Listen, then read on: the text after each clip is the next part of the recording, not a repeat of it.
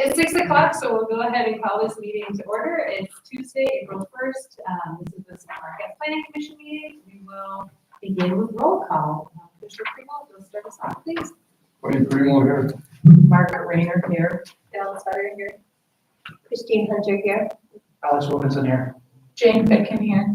Kevin Clay here. Steve Murray here. And Sarah Middlefeld is here. Is there a motion to approve agenda? Also, I'll second that. All in favor? Any opposed? Any abstained? All right, the motion to approve the agenda carries. And so, did people get a chance to review the minutes from our last meeting, March 18th? If so, are there any changes, deletions, additions to the minutes from our last meeting? Yeah, Mr. Clay? so I don't know, there was one public comment that was omitted from there. There was a guy that talked about, and he was from Hawkins, this very vague about where he came from and what he wanted to see, but his whole comments are not in this. Okay, do you want to acknowledge that there was a guy from Caltrain that came? Because we're so good and effective. I feel like that would be helpful. Do we expect to see that gentleman back? It turns out that he, Is actually not from Lockton, he owns property in Lockton, just so you know, he's from another downstate. Okay. and he's actually going through some development review stuff in on-train of this property. And I think that's how he wound up here, because he's like, he's trying to do something really like really out there with a small piece of property. And I just didn't think it was even relevant, and it was like a nonsense comment thing. Sure. All right, any other thoughts on this? We want to have a line there? We're okay with the minutes as they are. I don't know. I don't know what the process is for including, Like full transparency, yeah. right, yeah. But I don't know if that's not a problem. There's some discretion. Yeah. I mean, his comment was nonsense, basically. He said, I'm here to understand what a PUD is about. I think that was kind of the essence of it. I agree. He didn't make much sense when he didn't tell us. I mean, he alluded to the fact that he lived elsewhere, Yeah. but then he just had purchased a property in our train or something. So we're okay with not adding that? I think so, especially given that we don't know who he was, where he Right, really okay, came from. there you go. Okay, anything else, changes to the minutes? All right, by consensus, we're good with these then? Okay. Thank you. Any conflicts of interest? I don't think so, since we don't have any site plans or anything today. We have no public hearings, so we'll move on to agenda item number 2. Are there any citizens wishing to address the commission on any agenda items? Okay. All right, seeing none, we will move on to, well, there's no old business. There's no new business. Are there any citizens wishing to address the commission on any non-agenda items?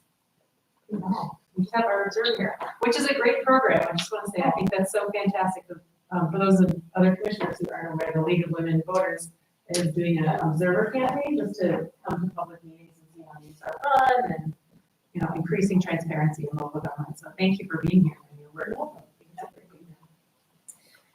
Okay, so we'll move on to number 6, correspondence, reports, minutes of other boards and committees.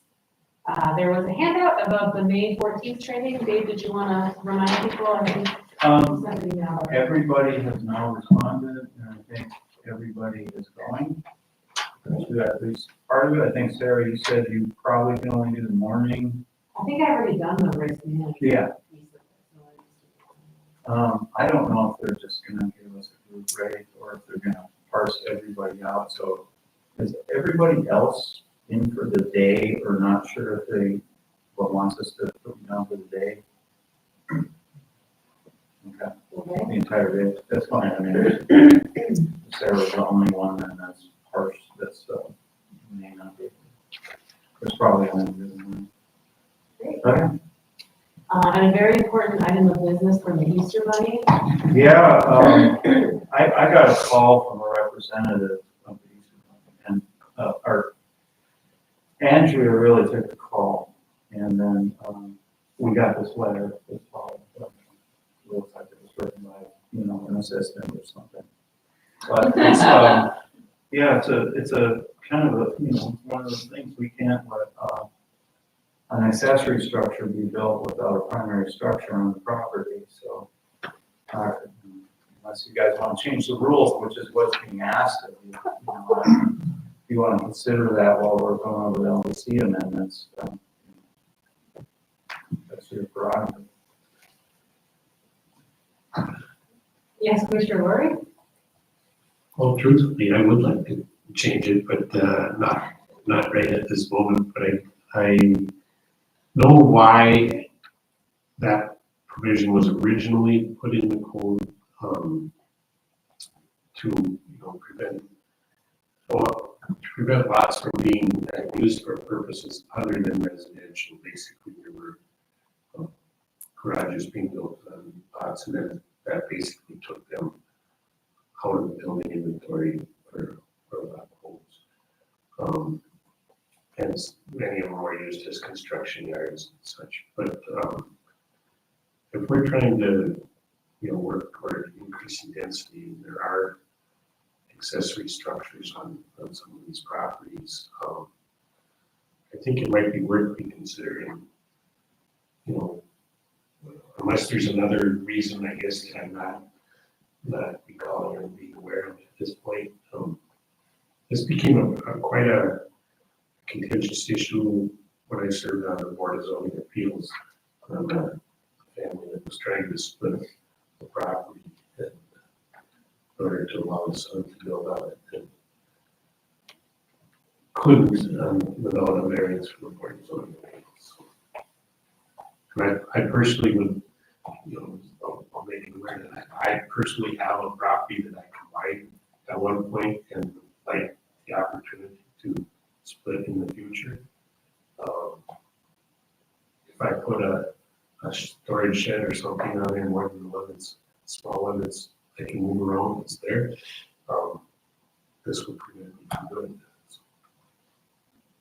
And it's a full 1 acre parcel in the city, so I don't need it as just a single family lot. That's all. Thank you. So Commissioner Lori's been working with the Easter Bunny. Yes, I'm supporting the Eastern. You didn't sit candy and deeply in the corner. I know. Yeah.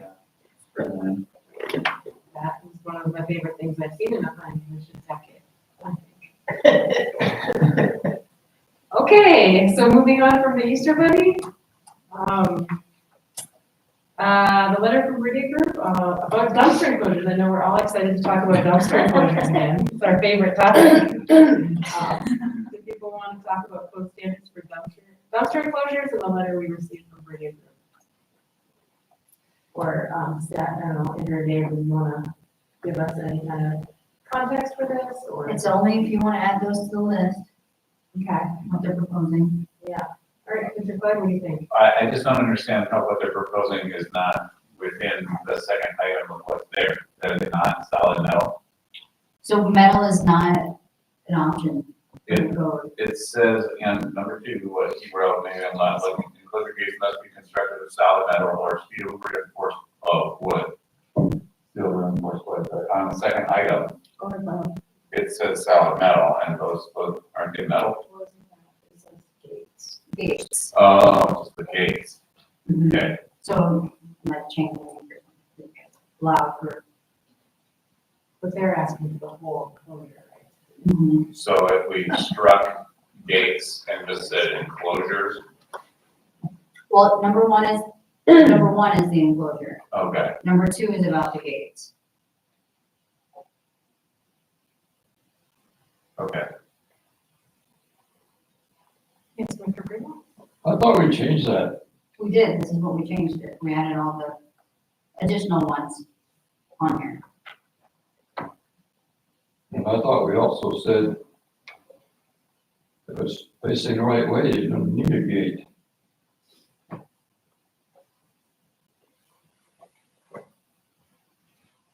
He might be using actually the old code in his letter, that I'm reading that. Well, we got chain link fence and with slats and. But he's talking about the enclosure. The dumpster enclosures can be very expensive. I'm looking at one on a project right now, you're looking at 15, 20 grand. Yeah, they're using an old code. They're not using the one that we changed, but the one that we changed still doesn't have metal as one of them. Commissioner Primo, is metal, would that be a significant cost savings? Is that cheaper than some of those other options? Well, it's a lot cheaper than when they had to have masonry enclosures. But then we. And I mean, what's the difference between metal and a chain link fence with slats? Yeah, you know, I think using the term, if we're gonna change it, using the term he uses in architectural metal panels is probably the way to go. Because it's the visual block that I think we're looking for as opposed to chain link. Yeah, keep going. Not sure Corten steel is really desirable. That is a steel that basically is designed to rust and stay rusted. It becomes basically a blackboard for vandals to write on that you can't erase. If it was painted steel, you could clean it or paint over it. If it's Corten, it basically has a textured rough surface that is just oxidized iron. And it's hard to remove everything from it. Eventually it will rust over again, it heals itself, but that takes years and years. It used to be fairly common on transportation bridges and guardrails. They determined that it was not living up to its expected benefits, and I think Michigan as well as many other states have eliminated it as a material. Because it does continue to rust throughout its life and eventually weakens as well. So, That's really good information. What do you think about under other metals that you would want to specify if you do allow? well, just a painted or painted surface or I suppose galvanized or brushed would also be acceptable. I mean, Corten is supposed to give you a rustic look, but rustic and rusty are similar. Okay, is this something we would need to like go back to the drawing board? No, you guys kind of tell us what you want, we can put this in the next set of, To make our grid and, come up on the screen is the language that we have now.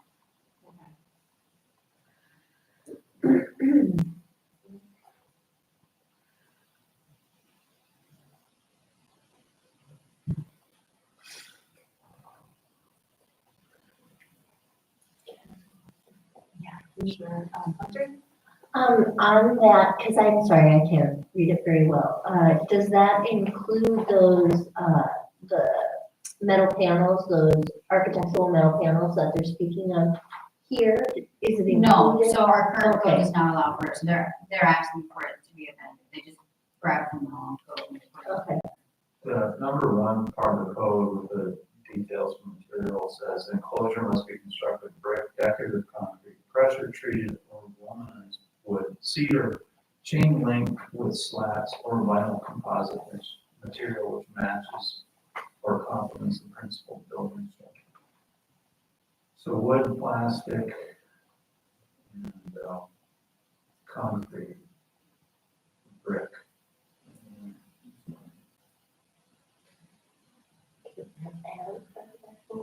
It gives them a lot of options. Yeah.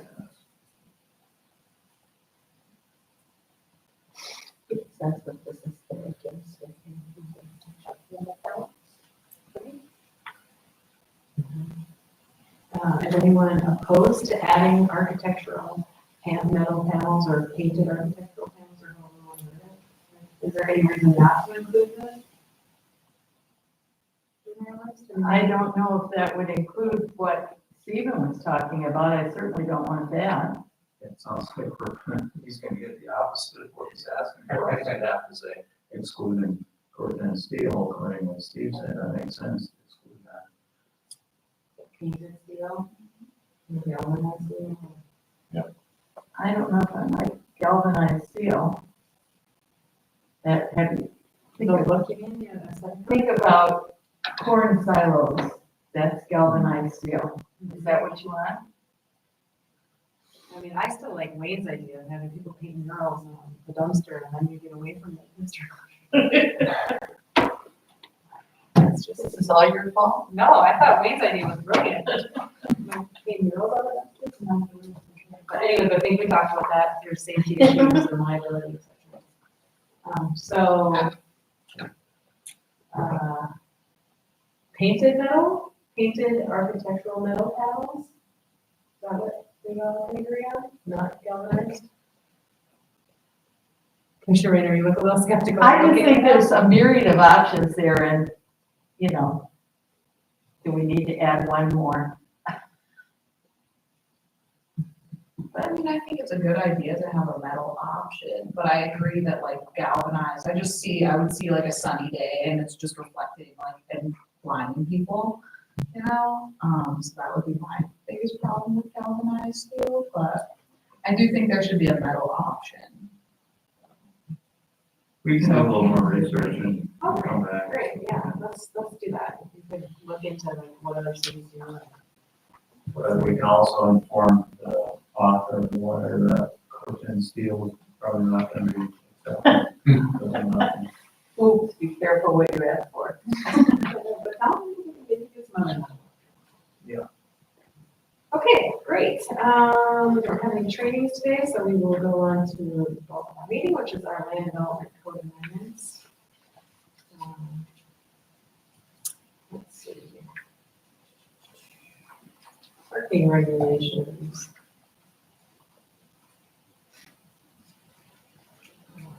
Requirement. Baker, do you want to just go through this? Okay, so now we're getting to the point where we may have already touched sections. So since you guys may have already approved a draft, that's where I'm telling you now that you already approved adding the front yard parking waiver language kind of its own subsection. But we're proposing now to also remove the 12 inches of pervious surface along the side lot line out of this D section into its own section and calling it the 12 inches buffer requirement along the length of the side lot line. And this is to protect the entire side lot line instead of just in the front area.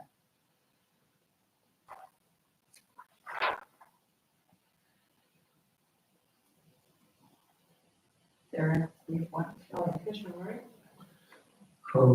are a number of properties in town that use shared driveways. I think they're all non-conforming at this point.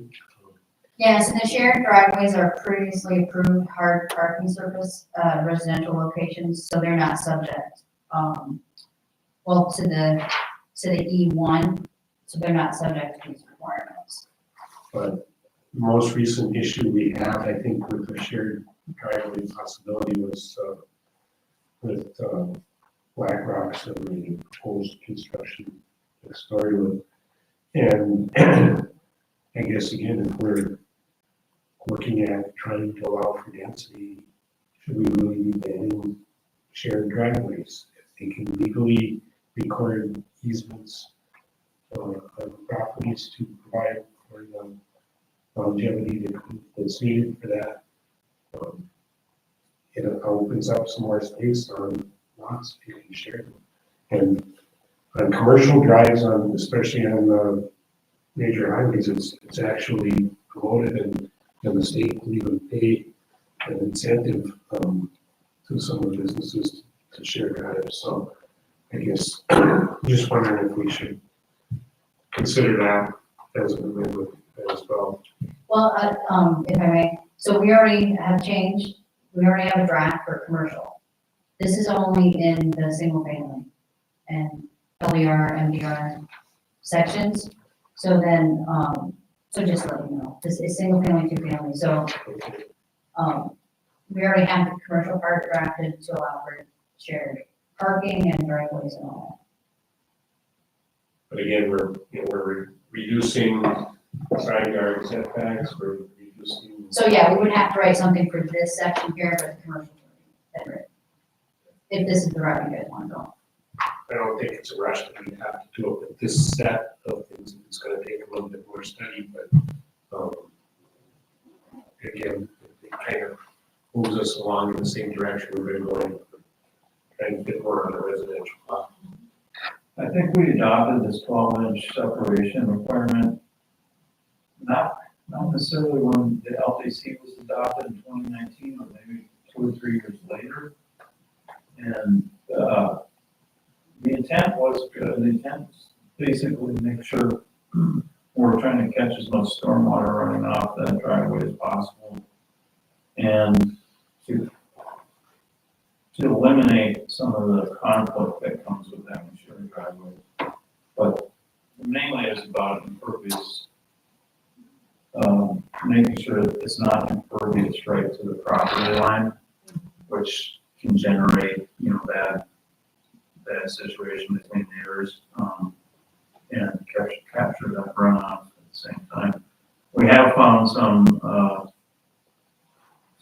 situations that we can anticipate that, are unintended poor consequences of this. There's one on my block, actually, where somebody, wanted to repave the driveway or something, and they couldn't do it regardless, so they had to create that 1 foot area, and they put stone in it, and a lot of the stone washed out in a storm last year. And, basically the absentee landlord ended up rock in the sidewalk in the street for a long time, and they get cleaned up. So that's a situation where they're illegally did it. All of that is illegal. But we're probably in the same. Yeah, they illegally did it and they had removed the neighbor's driveway off their property and illegally added their driveway. To fix it, they put the rock in between. And Then we had one with Wayne was working on a project where there was a retaining wall next to the property line. So the driveway actually going through the garage was up against the retaining wall. And I think we made an exception we did, on that one. it's the last sentence. Yeah. But besides those, I don't know that there's been a lot of problems with the separation requirement. It's definitely something our hydraulic engineer was happy about having that in there. There are issues with stormwater runoff from the property, not capturing it, more going into the city system if it's not captured naturally. But shared driveways are a small portion of the driveways in the city. Probably pretty single digit percentage, low single digit percentage. Are you guys wanting us to add shared driveway language to this? Where are we at with shared driveway? We're in here, so that would be in section. To allow for it unless, like another exception unless, same thing with the commercial that they go through the shared parking agreement and record the shared driveway easements and things like that. Commissioner, do you have a shared driveway? That is that you can share? Oh, yeah, I have a shared driveway. How is it? Is it? Because I've never had that here in Marquette. Like, is it worthwhile? I mean, do you think it's something we should try to support or no? It does depend on your neighbors and how they work together. I don't see shared driveways being helpful to want in the city and the house with the green space that we're always waiting for.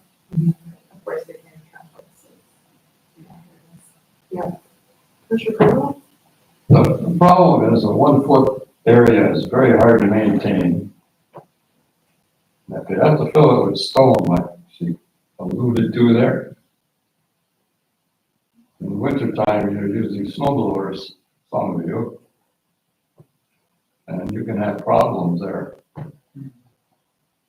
So I just think it's a very difficult thing to maintain 1 foot. Hard to maintain.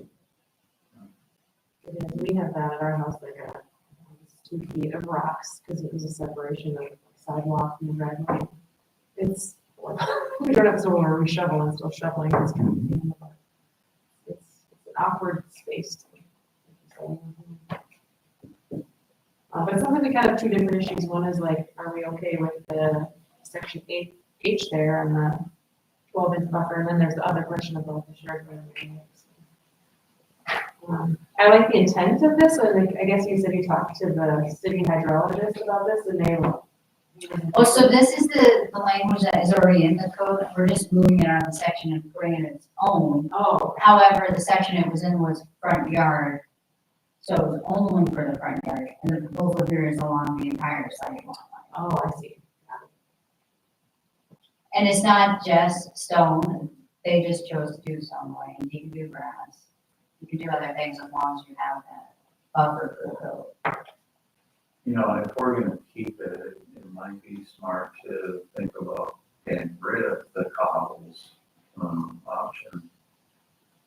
Or large. Yeah. Commissioner Fremont? Well, the other problem you run into is, let's say you've only got 9 feet between your house and the lot line, and your garage is in the back, like a lot of the houses on Pine Street and other areas of town, I leave a foot. Really restricts what you can do. Well, if I may, you can still drive on a lot of what gets done with rock, you can drive on.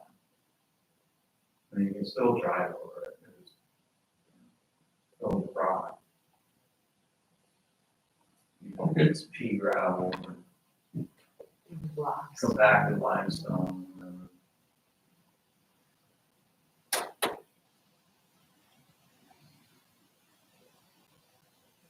Any thoughts on this? I'm kind of concerned about what you mentioned with snow blowers and throwing rocks. That's kind of scary. Getting rid of cobbles. Yeah. I think we should, if we're gonna change it, it should, not allow for loose stone of any kind. There's permeable pavers you could put in there, there's other types, you could require some type of permeable strip along there. But obviously, if you go to a permeable paver, you're still gonna have runoff passing over that. Another option might be to allow for a curb where there's space for it to prevent runoff going on a neighbor's property. But that's not really gonna provide for percolation either, so only addresses part of the problem, but I understand the goal of trying to prevent runoff going from one private property to another. And I'm not sure we have a good solution to it right now. This accomplishes something, but it creates another problem. If we act too quickly on changing it, we might just be substituting a different problem.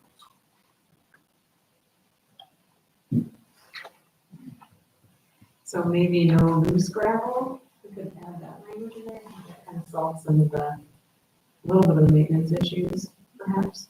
Gravel or rock. Then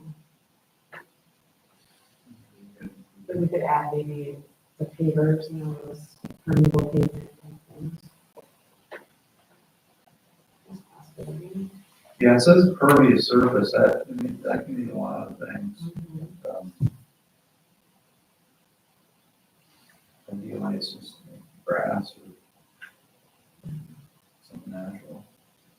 They don't pay all the way up their property.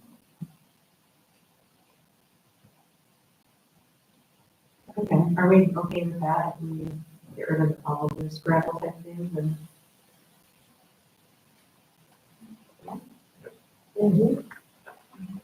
Okay. And then do we want to talk about shared driveways? Or, that's another day, maybe. We'll save that for another day, since we have other things we can talk about. Question, you're saying another day you mean this year? Or Here. because we only have one more work session. Oh, that's right. Yeah, well, what do people think? Do you want to try to encourage shared driveways, or?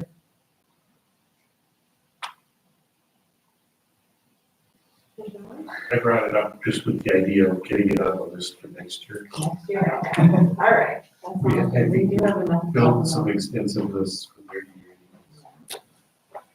year. All right, so back to storage. We talked about, storage and, Dave and Andrew, thank you for your work on fleshing out some of the things we talked about at a prior meeting. Looks like there was some additions, Yeah, so we deleted.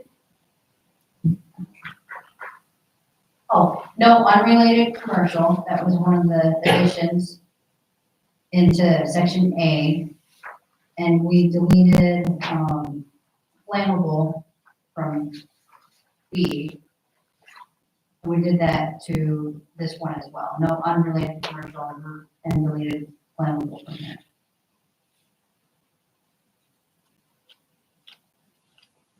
Unless you guys asked for us. Oh, and the corridor, this one. Right here. Adding common public corridor. G, under the self-storage facility.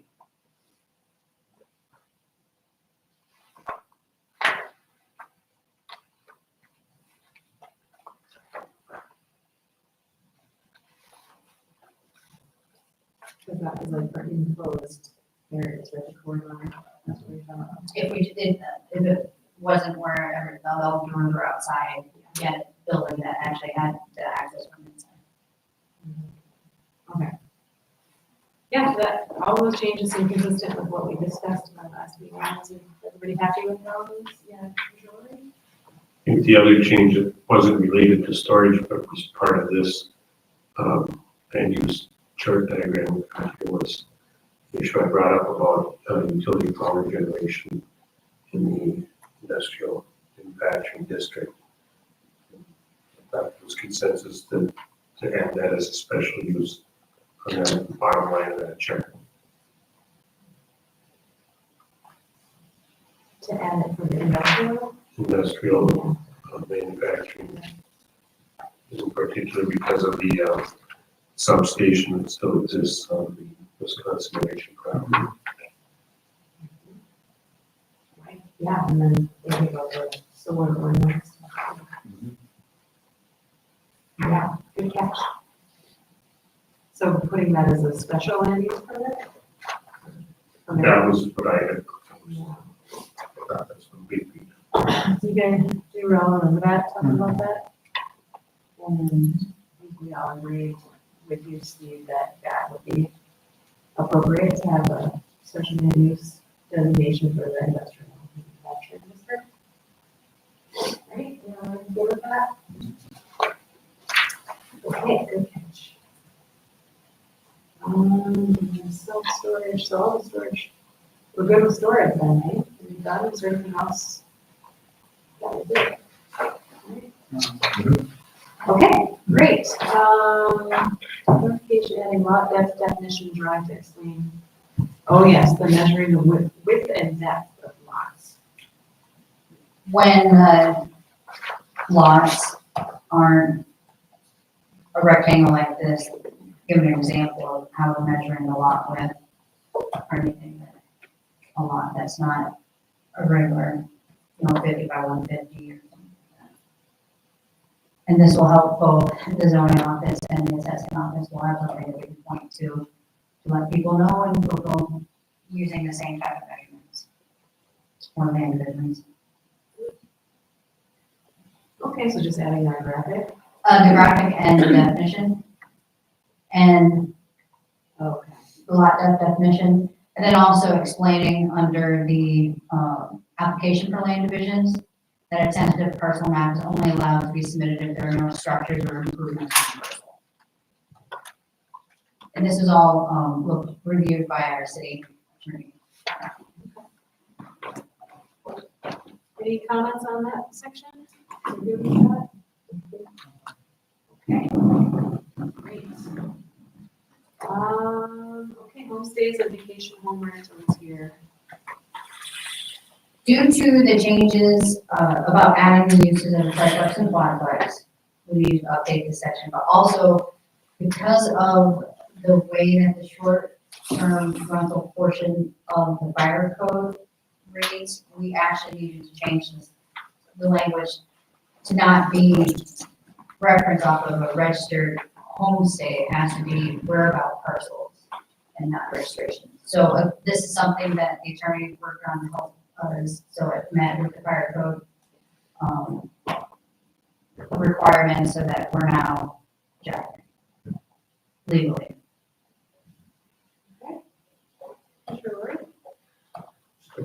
Question, if I understand, I think, discussion at a meeting a while back. So LBC is not the ordinance that caps the Correct. short-term rentals, so that's still another recommendation though that we should be looking at for the master plan that we have. So that's in the city code portion, you mean? Just if we're gonna send recommendations on ordinance changes to the commission, after the next meeting, can we include the recommendation to reduce the number of licenses issued? They're sort of doing that. And, Yeah. So long-term rental registration is you submit a certificate or an application, and that certificate can cover as many units within that structure. And that's how the fire department, we all were processing short-term rentals. It turns out the way the code reads, it should be per unit. So the fire department has reviewed everything, and there were future uses.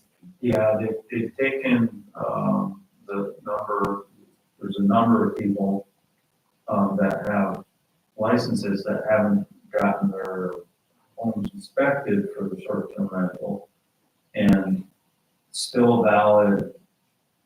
It's not a certificate, but you have the right to call your inspection and get a certificate anytime, as long as you got one of those, pay your permit fee. And so there's about 75 of those out there right now. That were holding slots under the 250. So But now they're moving those Those. into another category, category. and took all the units, the extra units, and used those 75 certificates for those units. So now in the 250 is actually only 250 Yeah. units. And they're breaking out those other applications that have multiple units into, those are each unit on an application or certificate. So previously it was 250 certificates, now it's 250 units So in a way, they've reduced the number, already. they're reducing that number. And the fire chief said they took some time to think about options and work out this plan. And it seems like it's pretty ingenious in a way. Just by taking the future use numbers and setting those aside. But they're being counted, but they're kind of a different category now. Now you can't, if you have one of those, you can't call them anytime and say, oh, I want my place inspected next week, or since they tell you, well, as soon as one comes available, you're the next on the list. So now, yeah, that's a big change.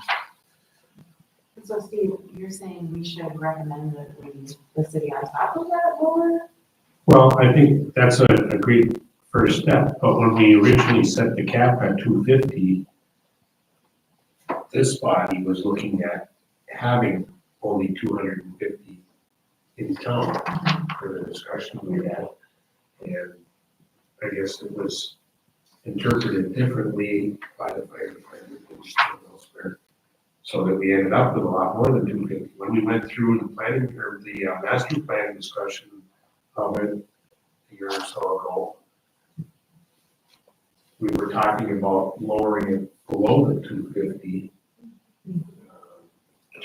150 was put out there as a possibility. With the realization, I think when we were discussing it, that it could take 10 years or more, basically, for it to get down to that, because we've already authorized a lot of them, and we'd have to wait for them to actually come out of existence. But if we're going to try to create some more homes for people who actually want to live here, that was the discussion, was can we reduce it below 250? And it's not part of the LDC, so we've already made that recommendation, I think, in the master plan. But when we had the joint meeting with the city commission on this project with them, that I think it was also brought up there that, you know, we were interested in reducing it below the 250. And I don't know that we've actually conveyed that in writing as a recommendation, other than the language that's inserted into the master plan. And that's what I guess I was suggesting, is that if it has to be a separate memo, separate from the LDC, then maybe we should also be looking at that as a communication to the city commissioner as well. Okay, what do you think about that? I have a question. How long can you stay in the short-term rental? Less than 30 days, What? less than 30 days. Less than 30 days. And also question, how many short-term rentals do we currently have in the city, or how many short-term rental units do we currently have in the city? Do you know? Now 250. Okay, so did you guys reduce, like, because the reinterpretation of the rule, did you like revoke? It just happened that it worked out with the future use of people that weren't using it, that they were able to move it, so it's that 250.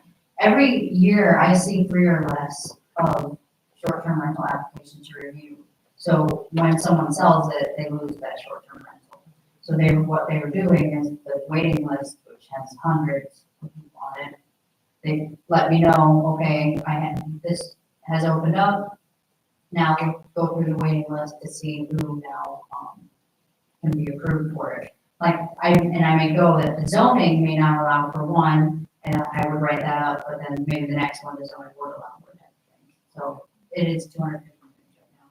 But Steve is correct. If say the city commission did want to reduce it, it will take years if we're only seeing that many. So if I might just make a suggestion, either bring this up while we're talking about the development code with the city commission at a work session, or put it in your next report to the city, annual report to the city commission. I'm fairly sure they're aware that's a recommendation of the community master plan. I've asked Dennis if it's been discussed at the commission level, and he thinks so about you. You know, they've already made this move to try to reduce back to the real 250, which we were at probably over 300 units. So, but regardless, I don't know. It would be probably good to put in a report. Sounds good. Anybody opposed to that? Can you report that recommendation? Okay, and maybe when we get to the point where we're like making that recommendation, we can have another discussion on what number we would recommend, if we want to be specific, about 200 or 50 or whatever, but I think, yeah, it would be an interesting conversation. All right, well, getting back to this then, are we good with some of this? That sounds like it's been to the city attorney, so just adding, what about parcels? Number of units. And then the objection was some of the language in that section on homestays and vacation home rental. Okay, and I think that was good. Let's move on to the mobile home park district. This is one that came about, because there was a change in the Mobile Home Commission Act or rules, that allow for communities to impose more zoning restrictions, on those types of facilities. The only thing we're suggesting is to add accessory home structures. Because really, there's not a whole lot within the park itself.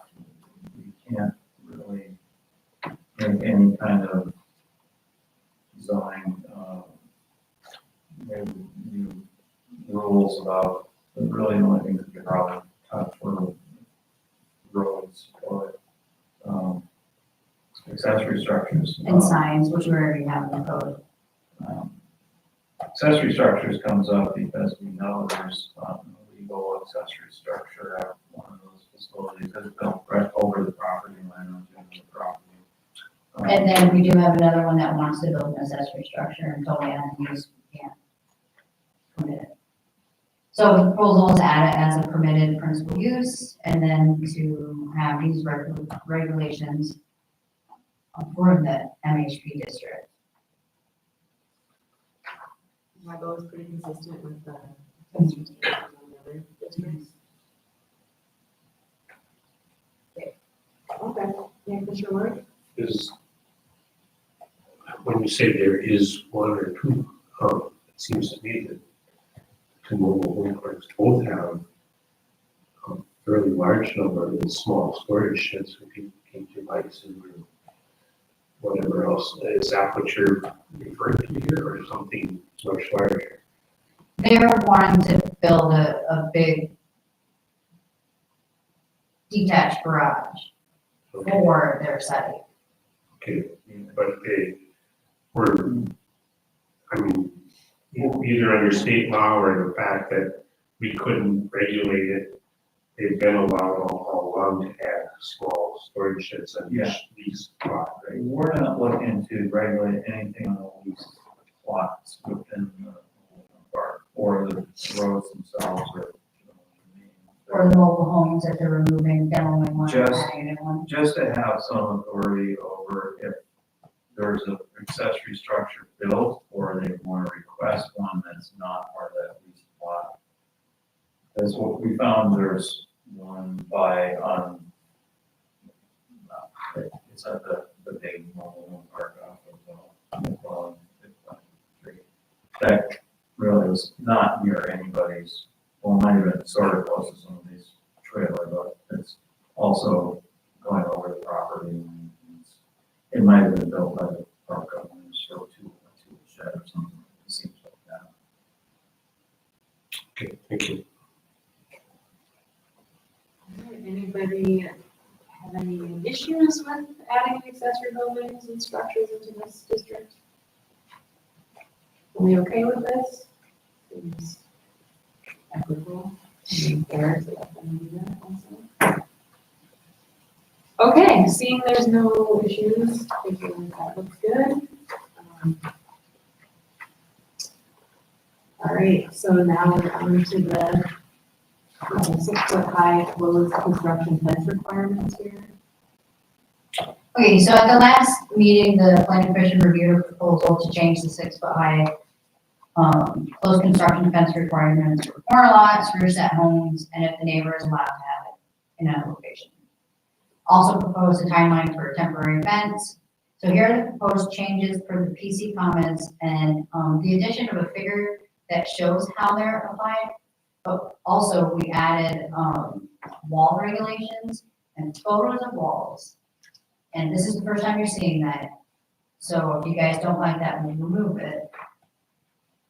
But here's the language that you had already reviewed, had made some changes. I know for the, Mr. Primo had mentioned about, before it said like temporary fences cannot be in place greater than 6 months of the calendar year, but to change it to be stated temporary garden and snow fences, to be more specific, because you may have, construction fences or things like that that you had brought up. So that was per that suggestion. And here is the figure kind of showing what all of this up here that you reviewed the last time we talked about that. This is what it would visually look like. The X's are all 6 feet.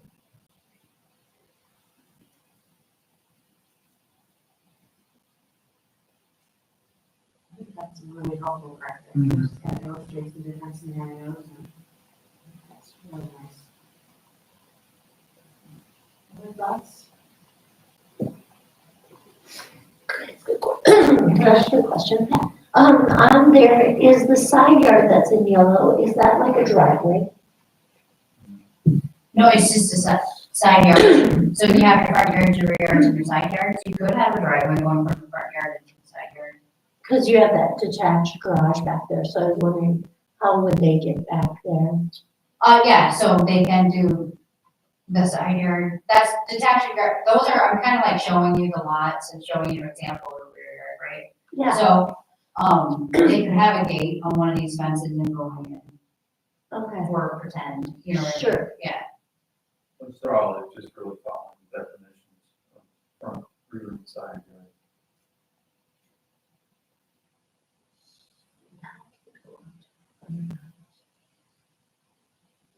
The neighbor has it. Okay.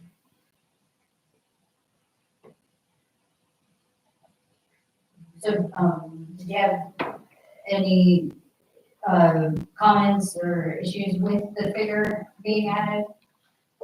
Okay, and then did you have, any issues with the changes of that temporary fences to actually specifically state the garden or snow? I think that's good that captures what Commissioner Freeman you were talking about, right? And remember last meetings to clarify the type of fence. I think that's a good clarification. Okay, so now the big one. What do you guys think about the wall? That's a lot of walls. I looked for pictures, you know, try to give you examples, but, where this came about, we have had a handful of people want to look, to put walls in, and currently the code doesn't allow for it. And then also, that the columns, people wanting to put up columns as well in between the fences.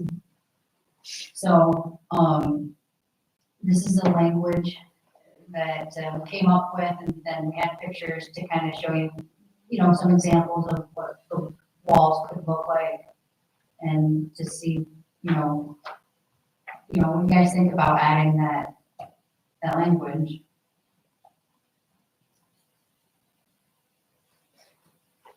Is there a way to maybe just choose a few examples of the walls? Because there's a lot of walls. Yeah, that's not gonna be in the code, that's just for you guys to see Oh, okay. what a wall looks like. No, that is not going in the code. Oh, Those are just examples of walls. So you're wondering what we're talking about and what people have brought to us, Oh, okay. this is examples. Got it. Sorry about that. There are some sketches in the Bridge Street corridor, part of the code that show some wall options that are like some of these. And that's the only other place where it's explicitly locked down walls. Which one? Maybe what Dave was saying addresses this question, but my question was, you say they aren't currently allowed in places.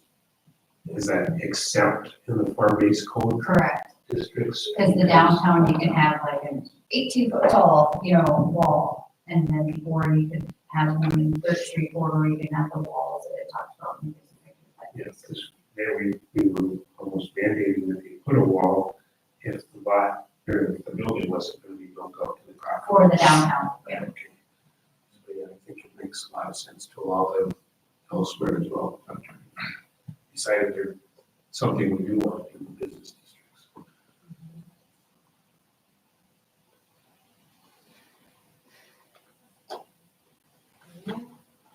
So.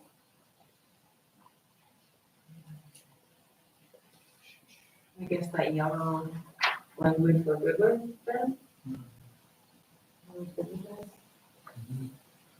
Okay, then move on to natural resource extraction and processing operations. This is a pretty late addition to this, kind of looking through some other code for some ideas on another part of this. I came across some standards that dealt with excavation, and I was looking back at what we have, which is 632, section 632, natural resource extraction.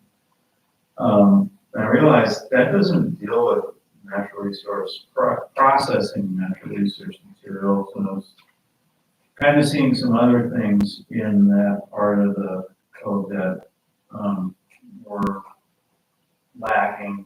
I thought that were better represented in this other set of standards. So these aren't actually like verbatim what I found in this other code, but I changed some things so that it incorporates what we had in here that I thought was good, with some other things that I thought were good. And then we didn't have a reference to any of this in the Article 8, which is environmental performance standards. And I thought it would be smart to put a little subsection in there that just basically refers you back to section 632. And the reason we originally had this added to the LDC is because the state allows for mining of sand and gravel without a lot of local control over it as it is. So we can control some things like what we have proposed in here, but we really can't control where to a large degree. Somebody wants to mine sand or gravel because the state says it's basically okay for people to mine sand and gravel all over the place. So that's it in a nutshell. Well, like it says, it's only in the industrial manufacturing district, right? What's that? It only applies to very few areas. Well, as a use, but that doesn't mean people can't do it in a residential area. People can mine sand and gravel in a residential If they area under meet the the state law. XYZ of the state law. Yeah, and that's what this says. I mean, it starts out with as allowed by state law. There's this ability to process, to mine and process some sand and gravel materials. But everything proposed in here is something we can control. So we should put those controls in that we can. When the state says it can pretty much happen anywhere where this is an economically viable operation.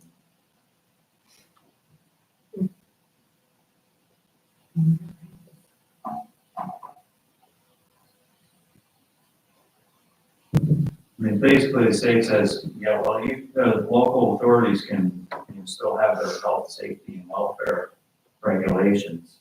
They can control the time, they can control some of the things about dust and, everything in your standing water, fill material, fill, and setbacks. Setbacks will be one of the most important things, especially if you're gonna have some kind of processing equipment running while they're doing this.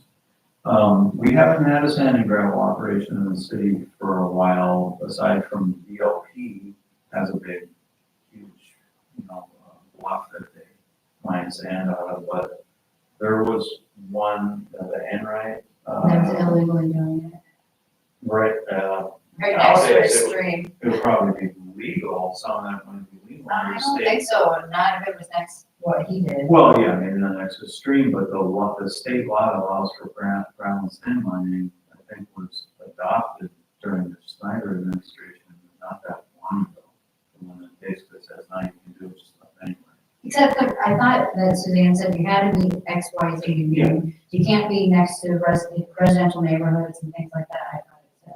Yeah, doesn't mean you can't have in a residential area, but it's zone residential. That's vacant, which is where, He was next to houses, that was part of the problem. I didn't think you could do it next to a residential area, because we had an issue with a gravel operation when I was over in Ironwood. So I don't know, I can't remember what the legal, there was a piece that said you could do the mining, but you couldn't do it next to a dwelling. Because it was a residence versus a commercial use. Commissioner Laurie, do you know? One thing that I guess would maybe make some fears is that there's very few areas of the city that have desirable materials to mine. You know, unless you're gonna start blasting rock, most of the soils are too silty to be of great value. Mining. VLP has most of it. There were a few other spots. I emptied them. When I was city, when we were operating our own landfill in the city, we were really fighting to find enough sand to use as kind of material.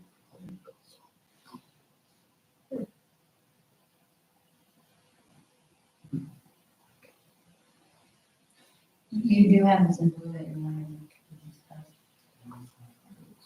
For instance, oh, yeah, that was just, you know, conversation. Is this a permitted use, so like, it's not a special land use permit, so?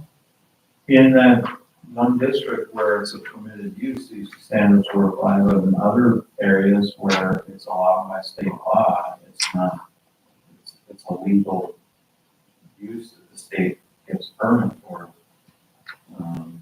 Our rules would just apply, you know, on top of that. So like, for example, that one section, number 2 on setbacks includes language about the planning commission may reduce these dimensions upon determining that operations can be carried out. So the planning commission's role would be kind of like retroactive? Well, I think that would only be in the case where you have to use a permit, which is industrial manufacturing. That's what I'm wondering, because I think the planning commission would also. Or maybe it could also apply to the conservation recreation district. Well, it's not listed as a special use there.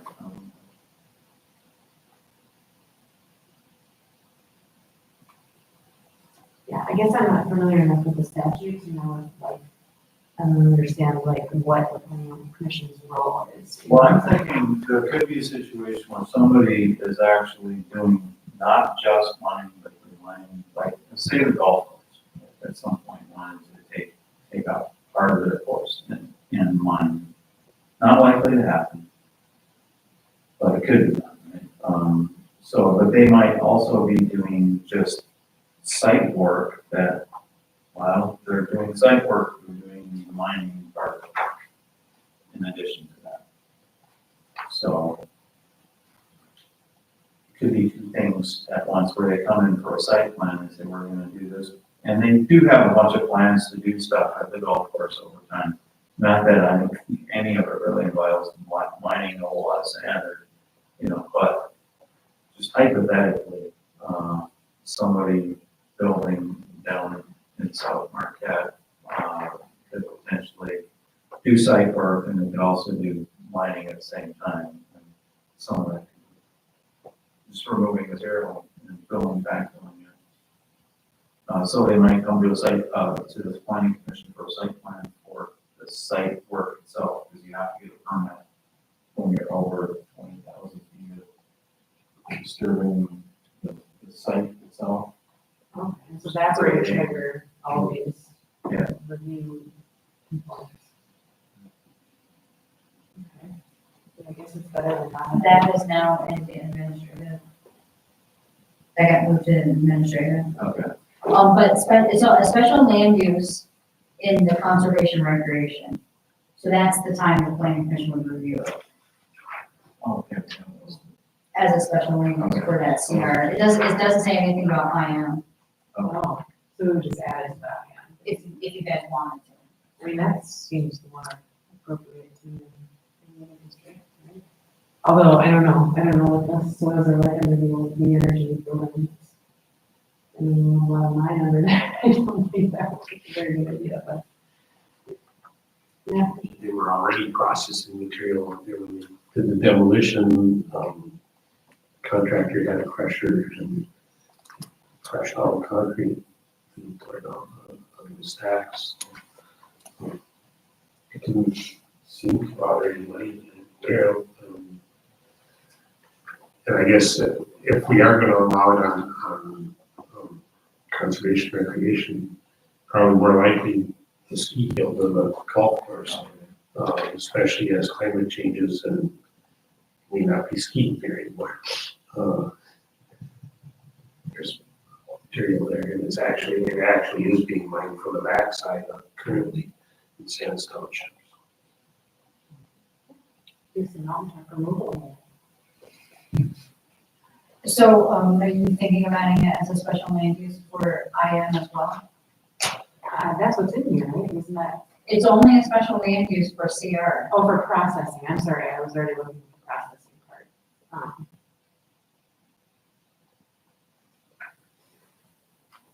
I'm looking at the use table right now, Mhm. the existing one. Natural resource extraction. Yep, national resource extraction operations, it's only a special land use for conservation recreation right now.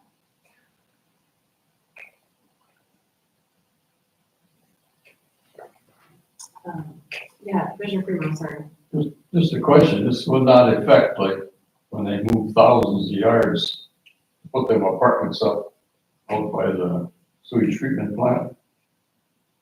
They had to remove thousands and thousands of yards of that big hill. I wouldn't call that processing or Right. We're talking mining. about grading and site work for a development. That's what it's called. That's not mining. That's not. No, and then, of course, you're gonna close up the gold mine on Prospect Street in the basement of the house. There's a mine. Is In it the High basement Street? of the house. That's how. But that's on Prospect High got Street, the right? name. Like by Prospect? I think it's on Prospect, I'm not sure, Steve probably knows, Prospect Steve knows. Between Crescent and Prospect is the old Captain Smith Works coal mine. Yeah, real. It's on High Street. It was April 1st, you guys are pulling. Well, April first is a fact. How do you think Prospect Street got its name? Amy Street is all There's- Channel 6 has already left. The city will be doing fine. Well, there was mines, there are still mines on Prescott too, but, not active. I mean, yeah, there was mines throughout the town. They just didn't pay very good, so they didn't get very big. But I do have one comment on the, provision in these, in this language about, preventing standing water. And, I think it's pretty standard operating practice in any sand pit or mining operation to actually dig a sump and allow it to fill with rainwater. And that's what you use to keep the dust down on the travel roads and the work areas. Is, you don't bring in other water trucks to do it. The front end loaders that are processing the material just take buckets out of the sump and sprinkle it on the roads. So that's what we did for years with the city pits that we had. So you're saying we shouldn't be concerned about standing water? I guess. Typically, they can't keep it wet all the time anyway, so, I mean, it can be a breeding ground for mosquitoes, I recognize that. And, the whole site does have to be, fenced generally, so it's not really a plumbing hazard, they're not typically that deep anyway, they're typically only a couple feet deep. But you need a source of water, and most of the sites aren't necessarily going to be connected to the city water system or putting in a large well to get enough water unless they're actually washing stone or something like that. But just for dust control, city just normally dig it some on the property and use that as your water source to control dust. At least in the work. So you want to add language to? No, we're prohibiting it right now under this thing. Well, you could add that to that comment in common with the exception of some. Yeah, that's what I'm thinking, like added unless it's serving the function. Operational function. With the exception of sumps for dust control.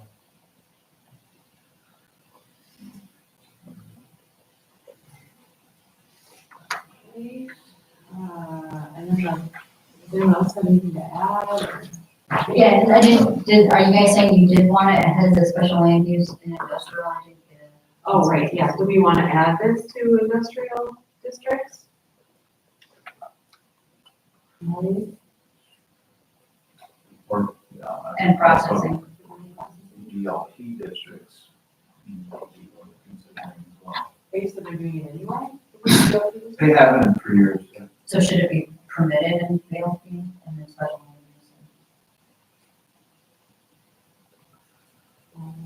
use?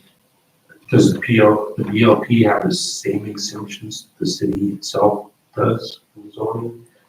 They have title to their sand pit out there, not the city of Marquette. It's title to Marquette Order. Yeah, they can, the power plant itself out in West Marquette got exempted, because that was a conservation recreation district. So, yeah, they don't have, they have immunity, governmental immunity for functions of government. And they have actually allowed contractors to set up equipment in there to process the sand occasionally when they've either sold it out of there to the contractor or donated it to projects such as Indians soccer fields and I think some of the beach replenishment projects and such. So, it probably should be one of the permanent places. Yeah, and just add to what we're saying about the BLP having governmental immunity. That doesn't mean that they don't have to follow any of the zoning regulations. It just means that they can be exempted in certain cases. We've made them follow the regulations for site plan, for their expansion of the office building. They had to do landscaping. If you notice, they did a lot of landscaping in front of the building. The parking lot additions they've done on Wright Street followed the city code, I think pretty closely, didn't they? But this is one where there's a question mark here, and maybe the city would want to have to follow these standards if they opened up another area. Or have them implement some of the standards where they might be reluctant to, like the fence around. The city and the BLP don't have the closest relationship as far as them agreeing eye to eye on what should be, done with development in terms of development. So it might be good if the city did have some hand in the situation.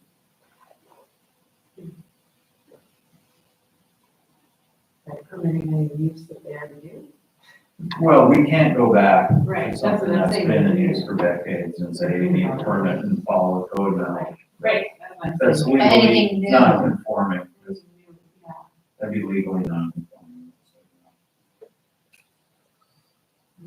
Controller? Well, I think it might make sense to try to regulate operations that they do commercially or under contract. when they just sell the sand out of there and allow the contractor to go in and operate his processing on site.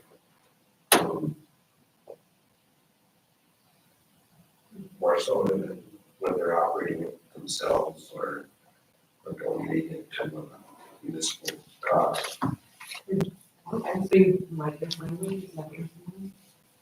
So add it as BLP permitted and IM special land use, is that on here? I think you can have it, may not be able to enforce it, but I think it's Okay. wise to have it. Okay. Do others agree with that? No? Commissioner Crew, what are your thoughts? Well, I mean, it very seldom does anybody haul any sand out of Light Power's pit.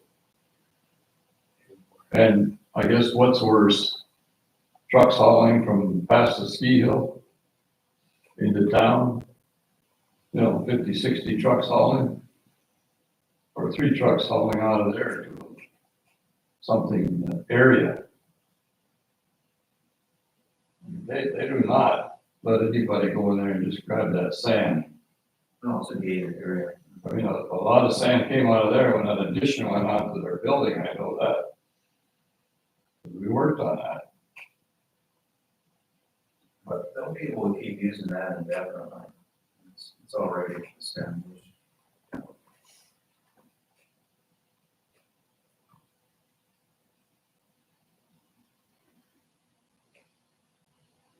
where do others land on this? Do we want to include it as a permitted use for the Board of Light Power and special land use for IM? So people want? The majority of people want?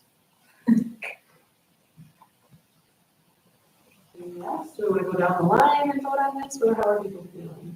Are we just tired? I'm tired, is there failure? What are you saying right now? Okay, so we have a decision to add the natural resource, extraction and processing as a permitted use for the Board of Light and Power districts, right, in our code. And then maybe a special land use permit for the IM districts. Is what we had talked about.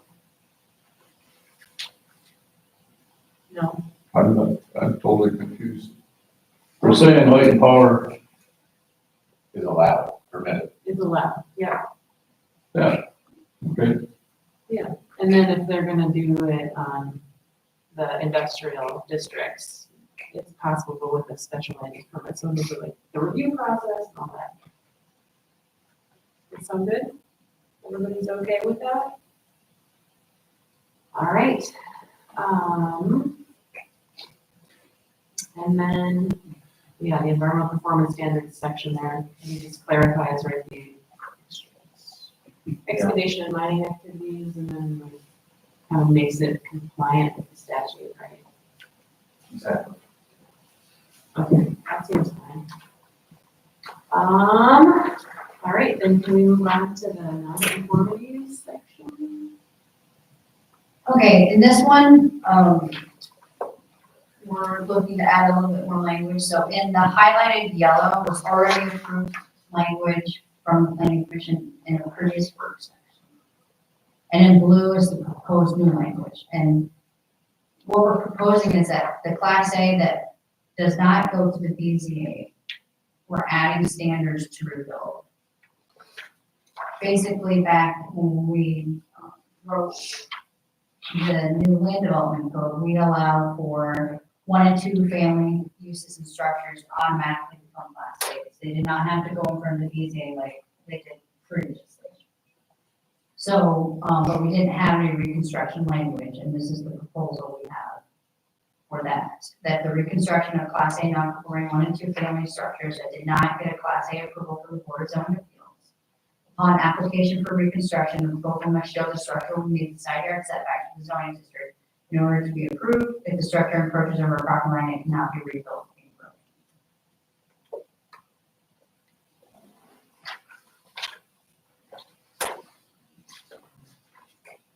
This is kind of esoteric, but it's an important part of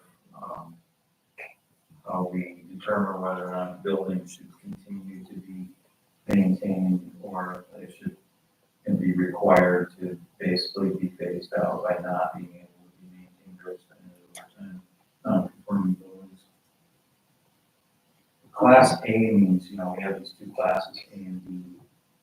And it was that all non-conforming buildings, homes that were, they were all, legally non-conforming, they were class B non-conforming. Unless they went in front of the Board of Zoning Appeals and met conditions and became a Class A. And once they became a Class A, you could rebuild exactly as what you presented for the zoning appeals. So that's the reason people get a class A from BZA or previously. Now they're automatic. Just for the 1 and 2 family. As long as it's not going over the property line. That makes sense. Yeah. You good? Good with that blue language? Okay. Say I'm a little confused on the language that's written Oh, here. okay.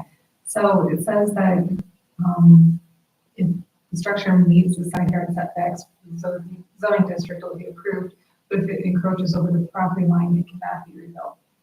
If it goes to the property line, between the setback and the property line, what is that area? Say that again? If it's between the setback and the property line, is it allowed to be rebuilt? Not in the side yard setback. So we're saying it can't be built in the side yard setback, and it also can't be rebuilt if it has an encroachment over the property line. Okay, But it can be rebuilt just in the front yard or the rear yard setbacks. I see, okay. It's protecting the neighbors. I think she might have a good point though in saying that maybe this needs to be something where we say in addition if the structure Oh, okay. approaches over the property line. It's a little bit confusing when that sentence just comes right after. Before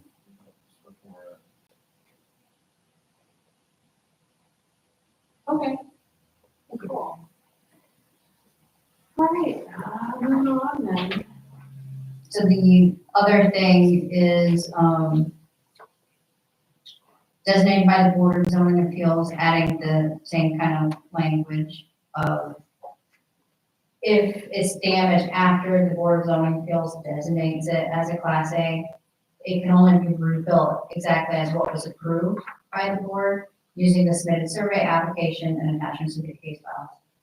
And additionally, any conditions set by the board must be followed during reconstruction. So it's just providing them so they understand that when it's damaged by casualty or neglect, they have to follow those things that need to be said.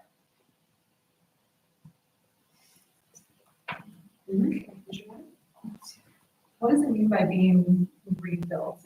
And what is the damage? I think Dave mentioned maintenance of a non-conforming structure. Yeah, it is maintenance for what we're talking about, like being rebuilt isn't maintenance.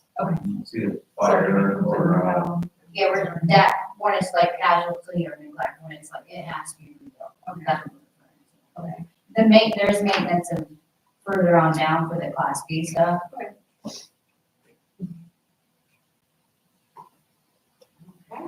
And then the expansion, it looks like just a change in the. Yeah, or, yeah. Well, while you guys did review this, Dave said that, he said it probably reads better with the blue saying improve, having it is first granted. Yeah, so we just made a couple, the next couple things are just some language changes to what you already looked at, just to make it more grammatically precise. That was good. Then we move on to the section, 7A, reconstruction due to casualty or neglect. We're just putting a heading on that part, to explain what's in that chapter. And then we get into this, time period there where we've got 18 highlighted in blue. Because it was 24, what we scratched out, and we're proposing maybe changing it to 18. One reason for that is it was set at 2 years. The typical zoning or VCA approval for a variance or, what, is there another situation where it's a year? Where it's a year? Well, now the language is the Class A approval of the year. Yeah. So 2 years is an exceptionally long time. If the intent is that you want these things to be either eliminated or rebuilt, two years can be 3 building seasons, you know, and that's maybe longer than it needs to be. If somebody's serious about rebuilding something, 18 months, depending on when they apply, there's usually gonna be 2 building seasons. And that should be plenty of time for somebody to start their project on something like this. And if it's not, maybe it should be phased out, but maybe they're not really that serious about it. 18 months sounds good to me. Yes, people. Do we have any idea what the usual time frame is with, dealing with insurance reimbursements? Yes, that's the one that really comes up a lot, because it usually takes over a year for an insurance claim to be settled. So you've got a house that's been fire damaged sitting for a year to 2 years before work starts to. We've had lots of complaints from neighbors about that. I think you can wonder if there's any suspicion of arson or anything like that can extend to several years. So even though I support the 18 months, I guess maybe we should have a clause in there that allows for an exception if it's still under appeal to the insurance company or something. Right. One that comes to mind, not with the relation to arson or anything, just the fact that it took a long time, I think, before any action was taken on it, was the house that burned to me. I think it was the 500 block of West Verda, a couple years ago. Oh, yes, yeah. And that sat for what, over 2 years, I think, before it came down. Basically, from what I heard anyway, it was they had trouble collecting on the insurance company. Do we have language in there? Yeah. I don't know if I need insurance or investigation. Yeah, we'll talk to our attorney. Oh, okay, there we go. But if you guys are good with adding the language, okay. Keeping the 18 months change with the exemption language? Yes. Okay.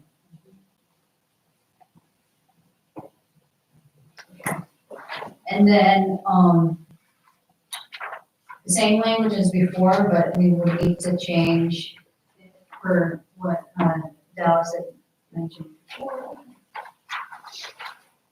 With adding, in addition to that last sentence.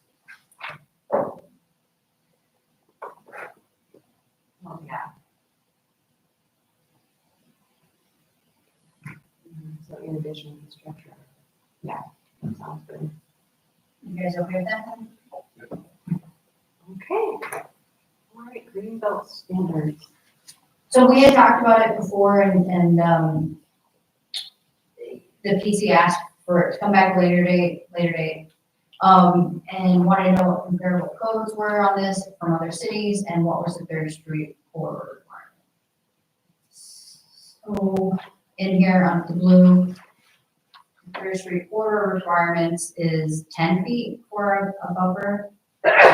And that, as you guys read, a lot of the other cities and things like that were a lot smaller as well. So after reading all that, what do you guys think about reducing the MFR buffer? And then possibly not having it be 30, 35, or 40, reducing it to a smaller amount?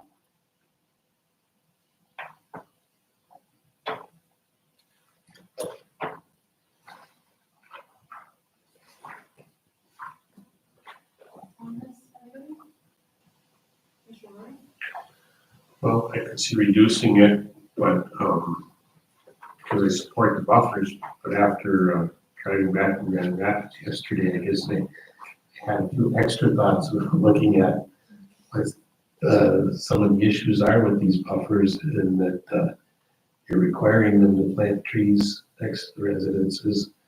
And with climate change, increasing ice storms, and perhaps more fires, we're actually adding some perils to the residences where we require this to be next to them. So there are some trade-offs that I guess we have to take into consideration.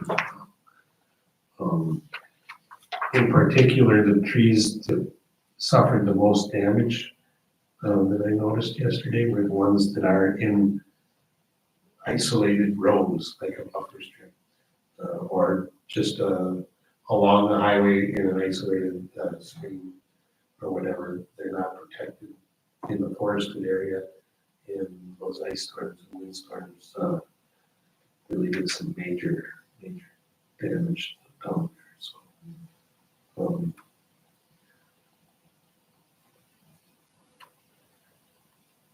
just something else to keep in mind. Even MSU publishes a pamphlet that I know we used to distribute in Joplin because of the fire dangers out there. Fire-wise, they recommend certain clear areas around your home without vegetation or based on the height of the vegetation, keep it at least that height away from your structure. And you've also seen what happened with plantings, what part they played in California out there. So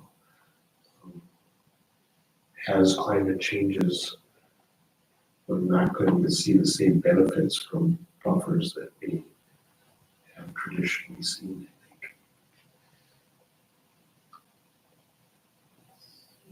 I think. I can't tell if you're. I support buffers, but I guess I'm getting a little leery about what whether we should be requiring specifics on them to the degree that we currently do in the code. It might, the city does have some governmental immunity, but that doesn't protect people from filing suits in the future if they feel that the buffer is adding some peril to their life, some property. So you're talking about in general, it's not necessarily. In general, yes. Treating this or something. The question on the chart I did have though is, are we requiring a buffer on both sides of the property line in some of these instances? Totally. If the proposal is on the MFR property, and adjacent is LD or buffers on the MFR. Yeah, but if the adjacent is IM or PP, I need 30 feet on the MFR side and 40 feet on the. You are correct, on some of them there is both. Reading that, so if IM is building something adjacent to an MFR, they have to be 40 feet. And if MFR is building something adjacent to an IM, they have to be 40 feet. So that's a total of 80 feet in between both parcels. Thank you. It was interesting how they did it by style in the neighborhood there. For Grand Rapids, it's like traditional, mid-20th century, and then the modern. Yeah. I don't know what that was about. I've never seen that broken down. Well, they have zoning districts on mid-century. So there are, like, I know my brother was in one of those. They're post-war, they had some big post-World War II suburbs. So they just call it Kent, that's what they call those areas. And then modern would be just the timing of when these things were built, essentially. Not the architectural style, but just like the timing. Right. Interesting. Anyway, based on all these other examples. Guys didn't want, if you still wanted to sit on this after discussion, we could. We recognize this was a lot of information for this one. I appreciate you guys pulling this together, because it is interesting to see how different communities deal with it. It made me like happy about our green space. I'm like, well, that's good, Marquette, we're distinct, we value green space. So can see arguments for shrinking that, but I also do like the green space that we have here. MFR and, mixed use MFR one stands out to me, as being a little, probably a little more necessary, 35. If we keep going in the direction of MFR being mainly residential, and then the LDR, MDR, MFR.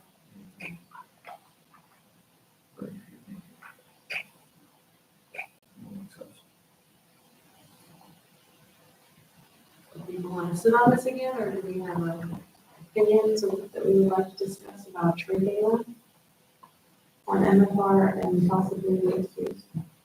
Or, where are you at?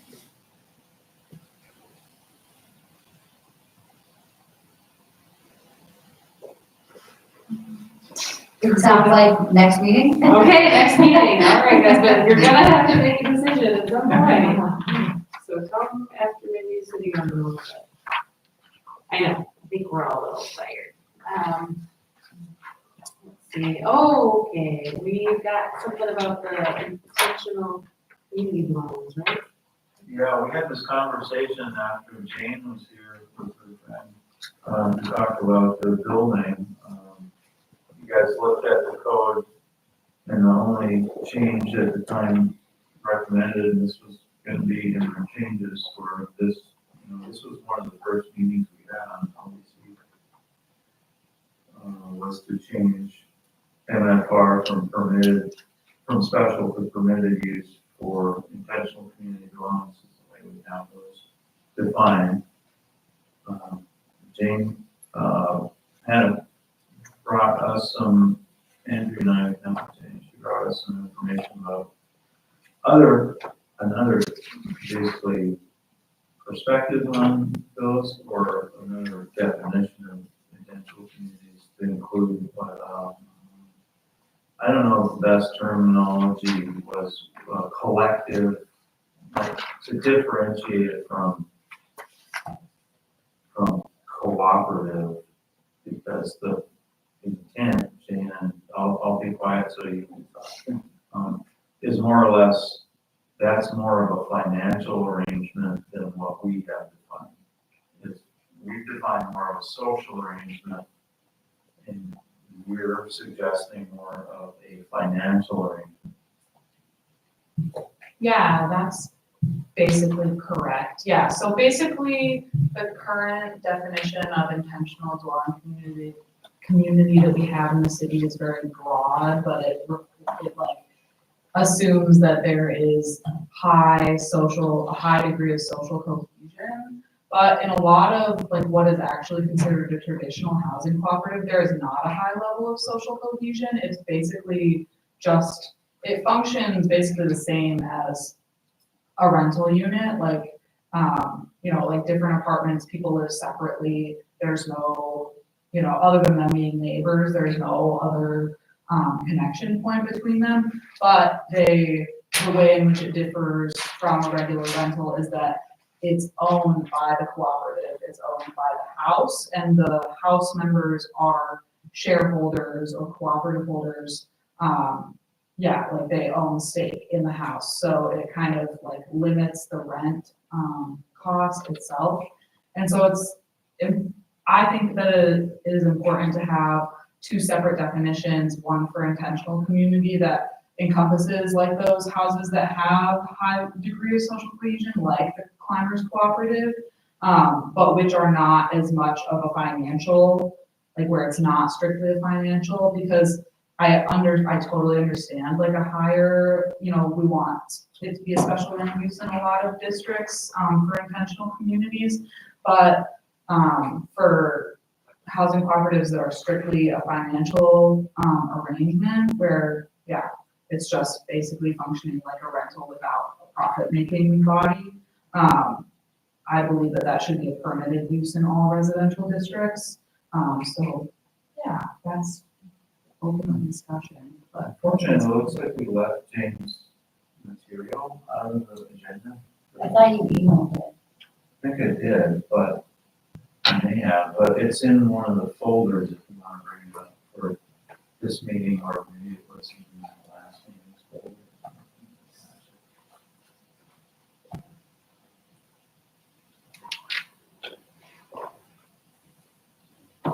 No.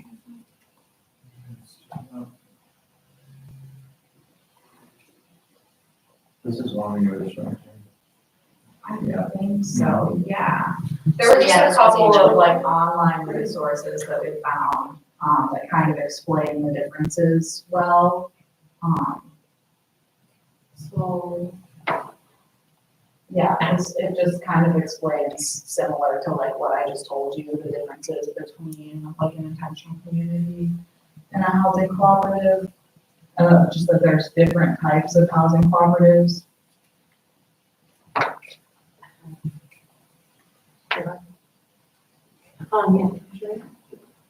There's a lot of legal language that goes into the piece that you're talking about, because then there's that shared liability and stuff. I don't know whether that needs to be something the city adds to that as a piece, because some of the places it's worked beautifully, but other places, nobody wants the shared responsibility of a problem kind of thing. So I don't know if the city attorney would have some ideas as to how you can protect city exposure, kind of, so to speak, because they do own that apartment, but they also then are picking up the liability for the whole building per se when they buy into the apartment, because the apartment is looked at as a single entity, even though they're only owning a piece of it. So, yeah, I think that, so the cooperative it functions similarly to like a nonprofit or an LLC. Right, but I didn't structurally. know if the city needed to have some safeguards as to meeting certain requirements, that they have those in place to protect, you know, even the individual owners of the apartments. I don't know. My question, do we have, like, for site condominiums, a requirement for a set of bylaws that account for that? Is that something that we can adopt and transfer into a housing cooperative language? You guys, you're gonna add requirements in there in Article 6.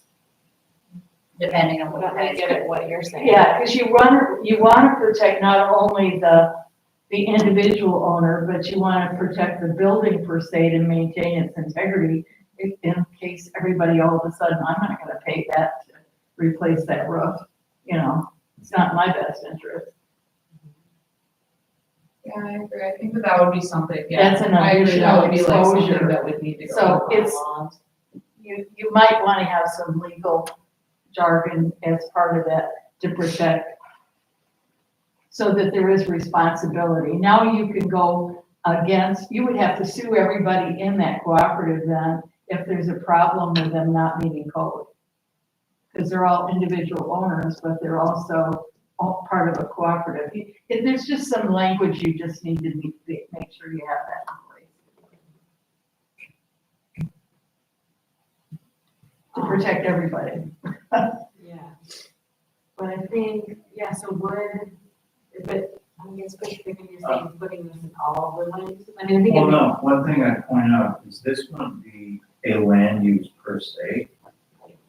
It would be a, well, I'll take that back. I don't think it's necessarily something that we regulate by where it can exist. It's just something that we define. Right, exactly. I agree completely with that. Because it's a financial arrangement, basically. And we don't want to say you can't do this kind of financial arrangement in certain districts. I don't even know that it's legal. I think the issue was, and this is what Alec brought up, the gentleman who's here, he brought up the fact that when the tenants of that complex around Ridge Street tried to purchase the building and form a cooperative, there was something in the code that, I don't remember the details of it, but it was something in the code that was like prohibitive of them. Yeah, that's what it said, but that's not. That's not true. That was not the case. That's Yeah. not- What was prohibited was not what they thought to do The that? survey, The survey. but apparently they didn't ask the surveyor, they asked the neighbor what the survey cost the neighbor. The neighbor could have had a full-blown boundary survey, which would be a lot more expensive than just getting paid like 11 survey. It wasn't that it wasn't permitted use, it was misinformation about the survey amounts that were not accurate. Well, I don't think he was held back from doing that for that reason.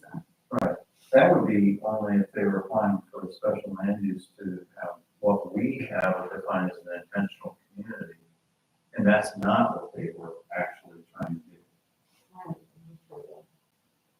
They were trying to get a group of people to get a, find a mortgage I don't, as a group. yeah, it's in our right or authority, but I know like the city of Chicago has recently put in like a bunch of policies to protect tenants.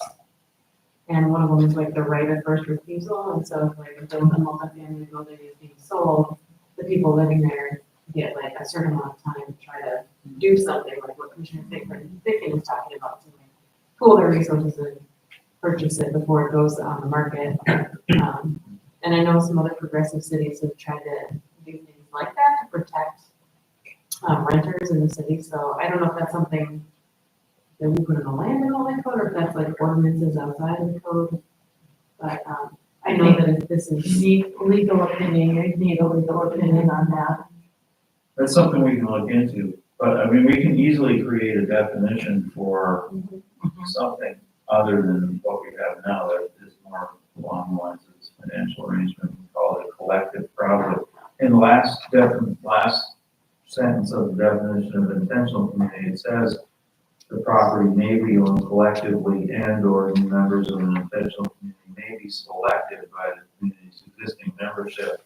That I think collectively leads me, and I looked at a lot of Jane, I looked at the stuff she provided and read some of the other, similar material. And I think if we call it a collective, housing collective, and kind of flesh out a definition, that's an easy addition to our code. We can bring that back to the next meeting, and maybe we can talk to the city attorney before that. I'm not opposed to the idea, I just want to make sure that we do it the best way possible. what thoughts on this? I mean, I think just the idea, again, like the financial arrangement of a group of people, it doesn't really matter to us, right? So I mean, I think permitting it in any kind of multi-family residential area makes sense. So, and we've already made that change, right? It's maybe permitted use, the intentional. Um,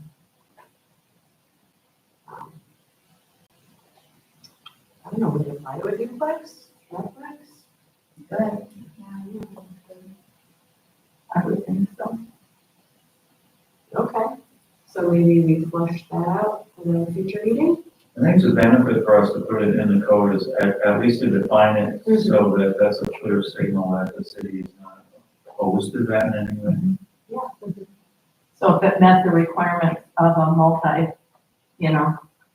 dwelling, I would think that wouldn't, I think that there was confusion before. Yeah, I think that with the 410 East Ridge, I think that there was like misinformation with the survey cost, but I think it was also just like felt to be a really heavy lift to have to get the special land use, because it was like, they were trying to get a specific loan that was for cooperatives, and so they needed to be identified by the city as a cooperative in order to get that. At least is my understanding of the issue, and so in order to get that, they would have to be an intentional dwelling community, then they'd have to get that special land use. And having a separate definition might prevent that from coming up in the future, which would be good. That makes sense. Could I add to that? So should we ask the lawyer maybe, or do a little research on loans to see what some of the best language would be that would keep it open enough, but yet help the situation? Yeah. I'm not sure we're gonna be able to talk to our city attorney in time for the next meeting. Definitely, yeah, I can definitely talk to people. No more. Commissioner Lori? To form a cooperative, they would have to create a legal entity of some kind, correct? Yeah. And I guess we have plenty of other examples of buildings in town, residences in town that are owned by various types of entities that, if we have to take enforcement against them, we are able to do that, whether it's the officers of the corporation or the, there's a number of them that are owned by churches, parishes, other organizations, and I guess, as far as I know, we don't have any trouble. No, it's just in how the terminology of whether it was a cooperative or whether it's a, I'm drawing a blank, the other term. Intentional felony. Yeah. So it's just how we word that would be, and then I know about the financing you're talking about, because NISTA and stuff, they have guidelines that fit this kind of thing as well. But some things are just gonna take longer if you've got to put together a legal group and an entity that's gonna be in the responsible party. That's not quick, unfortunately. It's certainly not a new idea, the Finns, right? The Finns brought a lot of cooperative business ideas over. So kind of resurrecting an old idea, but maybe giving it some legal and would be good. Okay, cool. Thanks, Commissioner Pitkin, for putting this on our radars. I think that's gonna be a good addition when we get it talked about. Definitions of wetlands, is that what we're on to next? That's the last thing. Sounds like staff has discussed this and has thoughts to share.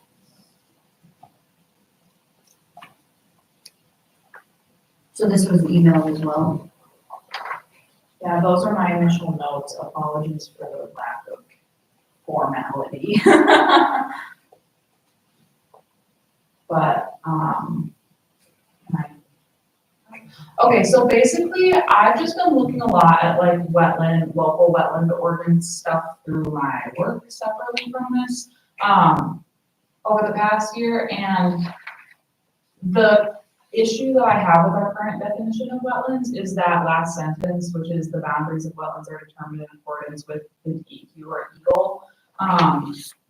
And the issue, it's not necessarily, yeah, we talked about this because, what that means is that the city uses the Eagles Wetland Map Viewer, which is like an online mapping tool in order to determine the boundaries of wetlands, but Eagle specifically states that you're not supposed to use the wetland mapper tool to determine jurisdictional boundaries of wetlands because it's an estimation. It's not like you essentially would have to get a delineation to be able to actually determine the exact boundaries of wetlands.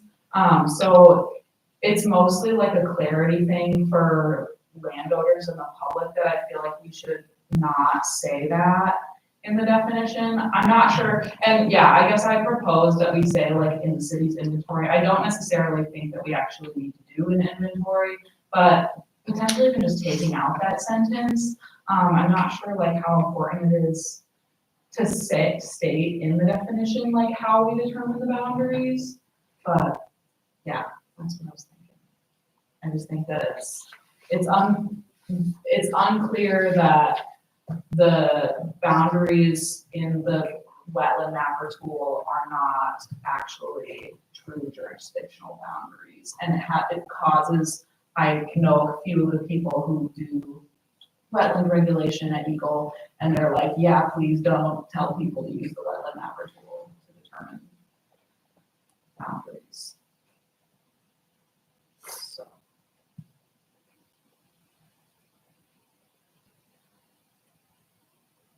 All right, and then it sounds like from the agenda there, it says staff, you have thoughts to share on that? Or? Well, so, when we added the riparian buffer overlay, which covers wetland areas, we had to have something to use as, a delineation of wetlands within the city, and the wetland mapper,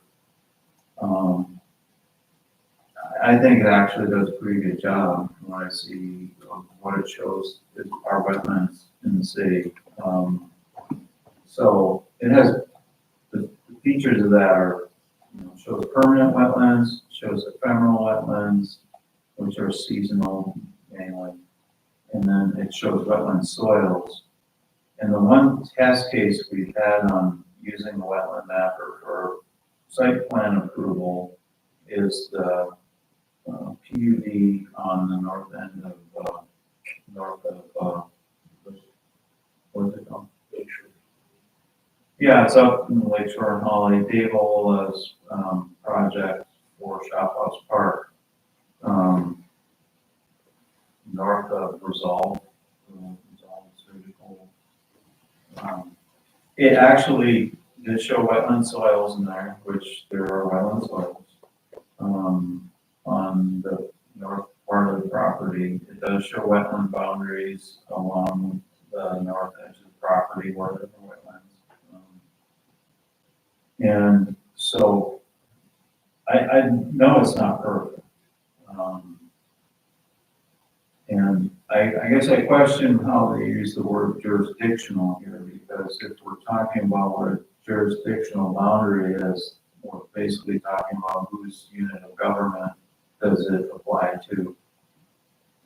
And we're not, I don't know that that's going to be a concern for us in many cases, but it is a tool we can use, and the flip side of that is there isn't another tool that we can use. There is no city inventory of wetlands. So that brings up the question of who's going to determine if there's, where the wetland is, if we can't use the map or the DEQ's map or mapping tool. Are we going to make the developer determine where it is? Or I don't know what other answer there is to that question. If we want to have a riparian buffer overlay that applies to wetlands, I think we either have to require the developer to show us where the wetland boundary is, or we don't have a wetland boundary if we're not going to use the map, because I think those are the two options. The city can't produce a wetland inventory. And this is primarily for that riparian overlay district, because it doesn't apply to wetlands, right? Well, the riparian overlay district is an overlay, it's a floating district, so it applies everywhere where we have surface waters, or And wetlands, right? That's part of it. yeah. Rivers and streams and all that. And some of this is dealt with by the DEQ, of course, or Eagle, through building permits.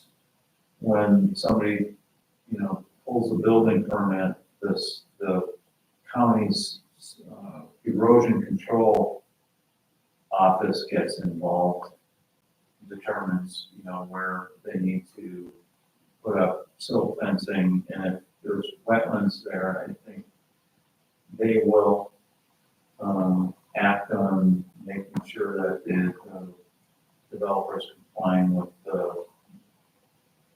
or communicating with Eagle, if not complying with this state law. They don't enforce the state law, but I would think they will, in their erosion control duties, make sure that communicating with Eagle on the building side of things, construction wise. So, Just gonna say, I think traditionally to build next to or wetlands in the county or the state, I thought required an on-site delineation by a qualified individual. And if we want something in the code that says, okay, this is our boundary on west, until you produce an on-site delineation by qualified individuals, that would seem to address, maybe I don't have all of the information of how they're doing today, but we should still be able to use what's available to us. And then if they want to prove us wrong or create a more definitive boundary in the field, then we should be willing to accept that. Commissioner Pickin, are you concerned with because I'm looking at the wetlands map, you were that it's too coarse? Like it doesn't pick up on like maybe smaller wetlands, is that how you're saying? Or thinking? Yeah, and just, it's, yeah, mostly that. But it's not necessarily, I don't know, I just think that I think that the definition saying that it uses that tool is just strange.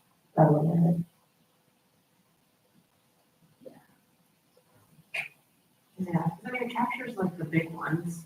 You know, Right. Like the one over by. I agree with, Steve, that I think that ultimately it's the developer, the landowner's responsibility. Like the burden up is on them to like get a delineation if they want to build like near wetland where we question whether, like where the boundary is.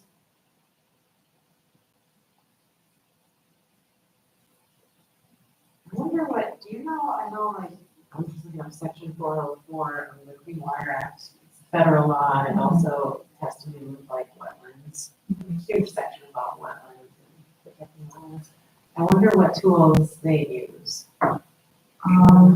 I believe they use the National Wetland Inventory.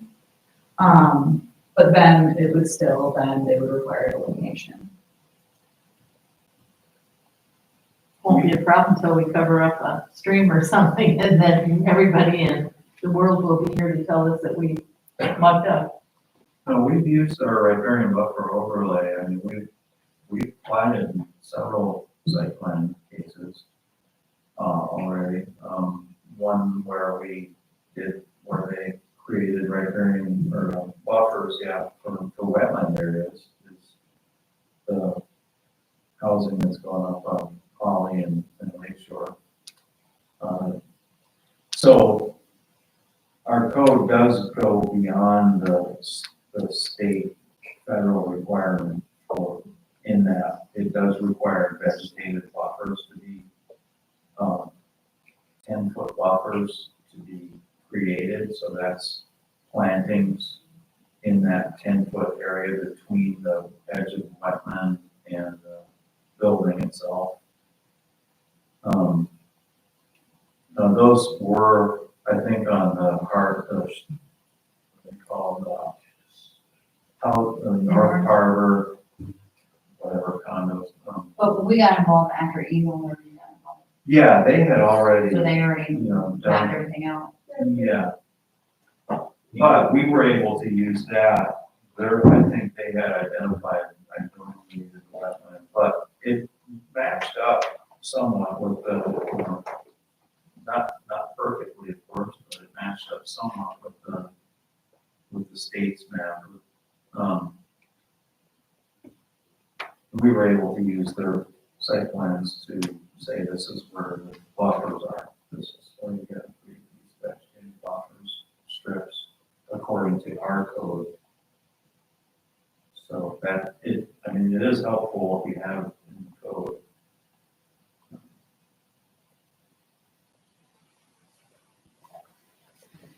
All right, well, I don't know if we've got any clarity on that. I mean, I think it's a good point. It's not a perfect tool to identify wetlands, but it's maybe better than nothing. What do you guys think about Steve's proposal of adding until you produce a qualified delineation?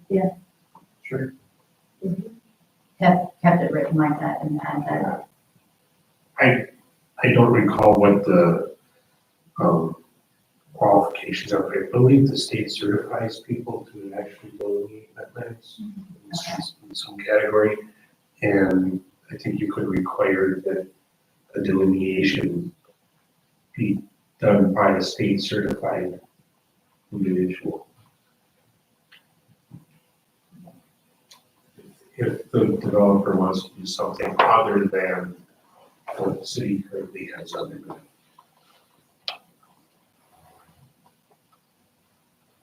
Yeah, Commissioner.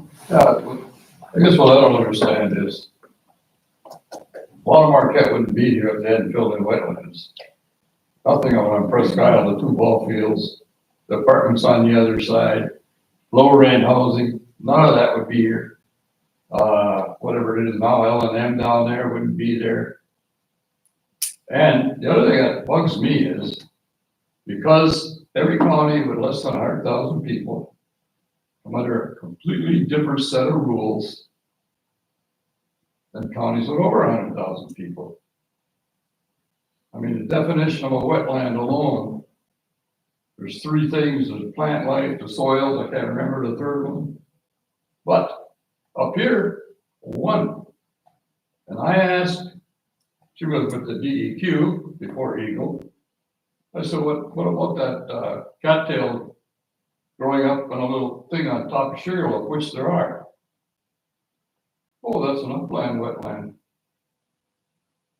I mean, it's crazy. And downstate, if I remember right, they can fill in 5 acres. No questions asked. Up here, you. It's a wetland. I don't know, you knew that, right? You know there's 2 different sets of rules?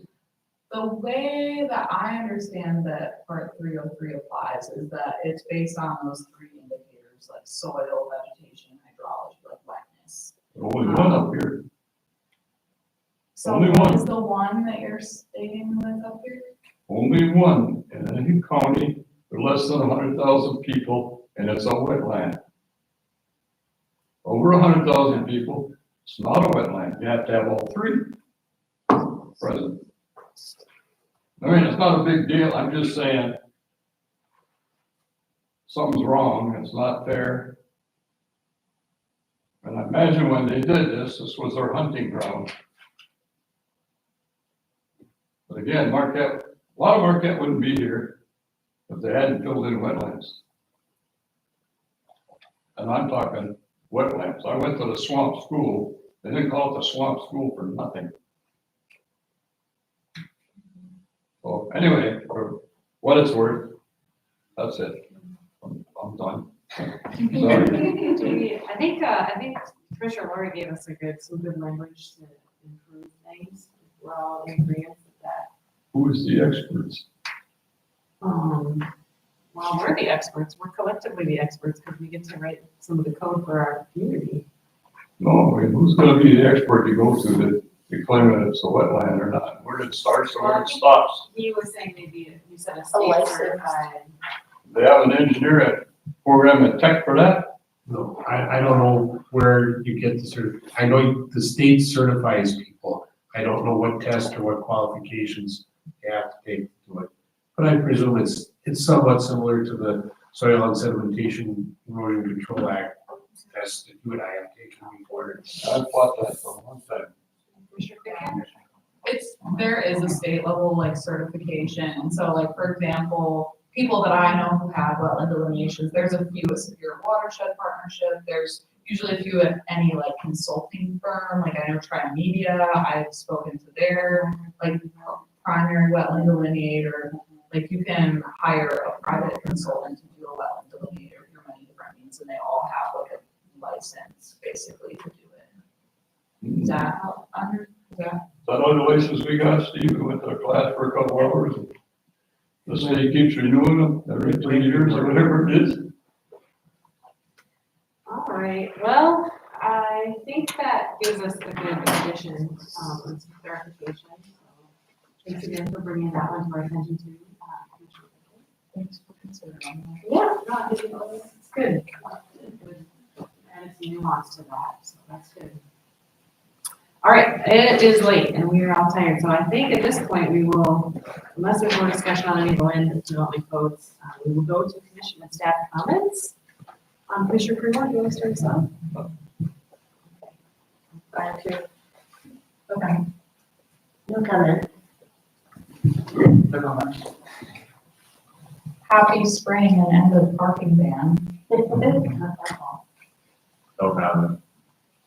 Just, I still support the Easter bunny, so that's all. Dave and Andrew, any comments? Yeah, real quick, can you bring that image up? I just want to show this, the last meeting, we had the young men from, NMU comment on the road conditions of Norwood Street, and I want to point out that that is completely NMU property. You can see where the right of way ends there. There's black lines around the street right of way. Once you're outside of that, so hopefully they are gonna talk with NMU because that is Neidhart and Norwood where they're out there. They're totally NMU's responsibility. The other thing is I just let you know on my office is organizing a bicycle rodeo that's going to take place on May 31st here at City Hall. We've got the police department to help. We're going to have fire truck here. We're going to have a bunch of volunteers and a bunch of course things that kids can ride and learn some safety skills, riding in traffic. We've got car cutouts that are being painted for mimic cars. Yeah, and we're going to be giving away lots of bicycle helmets, bicycle lights.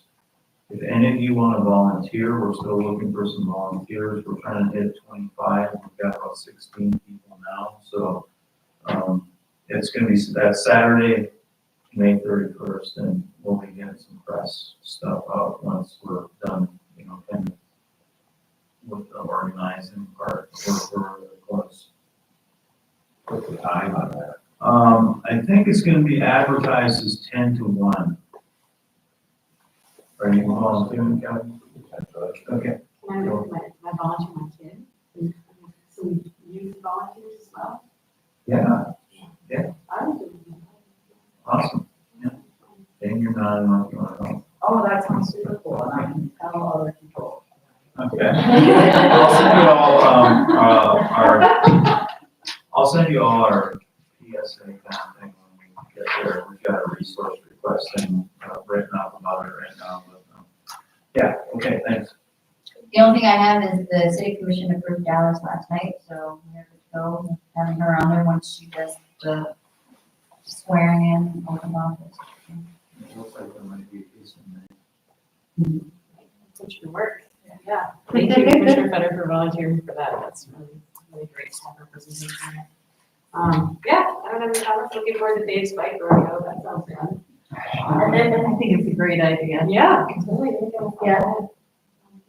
Yeah, if you would, can confirm, like, when you know you can do it, please just shoot me. Okay. Sounds good. Well, we will adjourn this meeting at 8:13. Thanks, everybody.